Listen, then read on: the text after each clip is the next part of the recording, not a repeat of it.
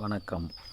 நடந்து முடிந்த பாராளுமன்ற தேர்தலில் மோடிக்கும் பாரதிய ஜனதா கட்சிக்கும் மிக அதிகமான அடி விழுந்துள்ளது. இது எந்த அளவுக்கு என்றால், காங்கிரஸ் கட்சியும் இந்தியா கூட்டணியும் கொண்டாடும் அளவிற்கு உள்ளது. இதில் சிறப்பம்சம் என்னவென்றால், இந்தியா கூட்டணி மிக கடுமையான தோல்வியை சந்தித்து இருந்தாலும் அவர்கள் கொண்டாடி கொண்டிருக்கிறார்கள். இதுதான் ஒரு சிறந்த அம்சம். ஜனநாயகத்தின் பெரிய சிறப்பு இதுதான். அதேபோல் மோடி கடந்த 20 வருடங்களுக்கு மேலாக தன்னிச்சையாக அறுதி பெரும்பான்மையுடன் முதலமைச்சராகவும் தலைமை அமைச்சராகவும் இருந்து கொண்டு நாட்டை தன் விருப்பப்படி சின்னாபின்னமாக்கினார் என்பது தற்பொழுது தெரிய வருகிறது. நாட்டை எந்த விதத்திலும் எந்த பகுதியையும் முன்னேற்றியதாக இதுவரை யாராலும் ஒப்புக்கொள்ளப்படவில்லை. ஆகவே தற்போதைய சூழ்நிலையில் மோடி தன்னுடைய எந்த ஒரு எண்ணங்களையும் நிறைவேற்ற முடியாத நிலையில் உள்ளார் என்பது அனைவருக்கும் தெரிந்தது.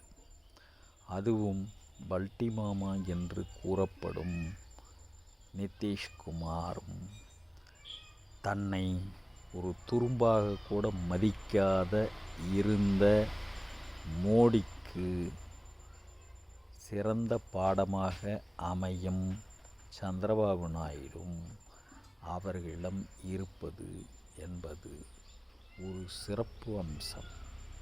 தற்போதைய சூழ்நிலையில் மோடி எடுக்கும் அனைத்து முடிவுகளுமே அவருக்கு எதிராகவே முடியும். ஒன்று, அவர் தன்னிச்சையாக ராஜினாமா செய்துவிட்டார். அதைத்தான் அனைவரும் எதிர்பார்த்திருந்தனர். இனிமேல் அவரால் எந்த ஒரு வேலையையும் செய்ய முடியாது. அதேபோல் அவர் தன்னுடைய பார்லிமெண்ட்ரி கட்சி, அதாவது தேர்வு செய்யப்பட்ட 240 எம்பிக்களின் தலைவராக முதலில் தேர்ந்தெடுக்கப்பட வேண்டும்.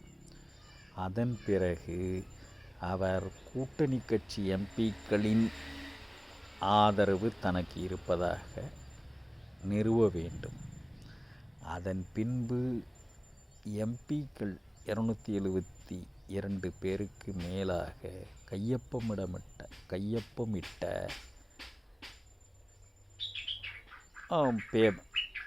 பேப்பரை கொண்டு சென்று முர்முவிடம், அதாவது ஜனாதிபதியிடம் கொடுக்க வேண்டும். அவர் சொல்லும் நாளில் பதிவேற்றுக் கொள்ளப்பட வேண்டும். இவைகள் அனைத்தும் நடக்க வேண்டும் சிறப்பாக.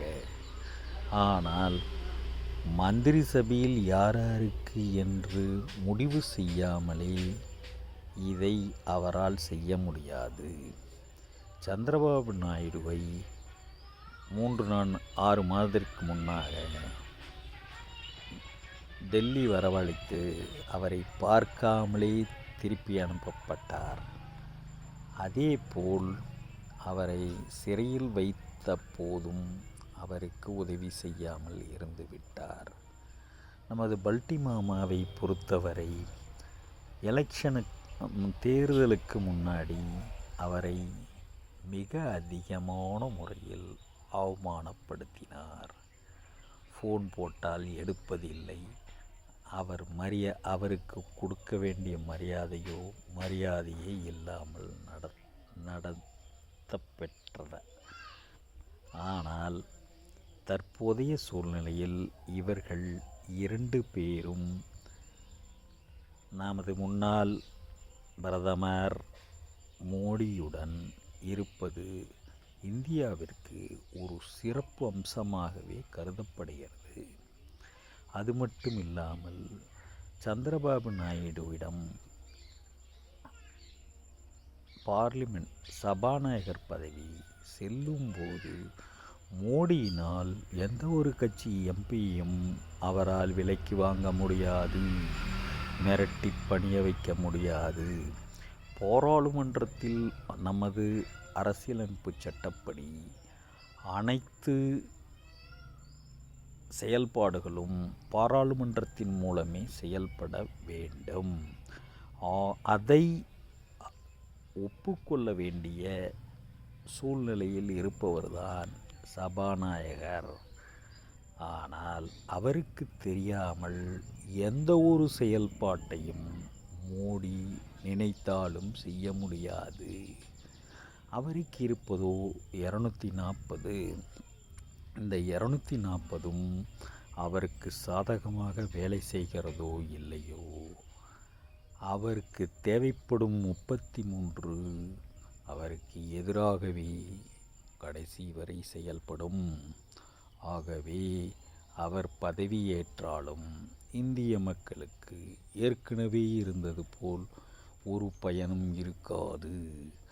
அந்த ஏற்கனவே பயன் இருக்காது என்று சொல்லும் பொழுது ஏற்கனவே பயன் இருந்ததா என்று நீங்கள் கேட்பது எனக்கு புரிய வருகிறது. பயன் என்று சொல்வது ஒரு மனிதன் செய்யும் கெட்ட செயல்களாக இருந்தாலும் நல்ல செயல்களாக இருந்தாலும் அது நமக்கு கொடுக்கப்படும் பயன்களே. யோகம் என்பது மரண யோகம் பேசுகிறோமா? அதுபோல் அவர் செய்த எந்த ஒரு கெடுதலும் இனிமேல் நமக்கு செய்ய முடியாது. எதை செய்தாலும் கேட்டுவிட்டுத்தான் செய்ய வேண்டும். அதனால் அவர் நிச்சயமாக டிக்டேட்டராக இருந்துவிட்டு இன்னொருத்தரை கேட்டு செயல்படும் அளவிற்கு இறங்கி வர மாட்டார். ஆகவே கூடிய விரைவில்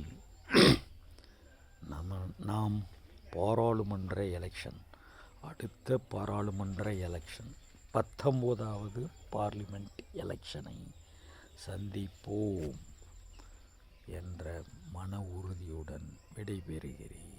நன்றி, வணக்கம்.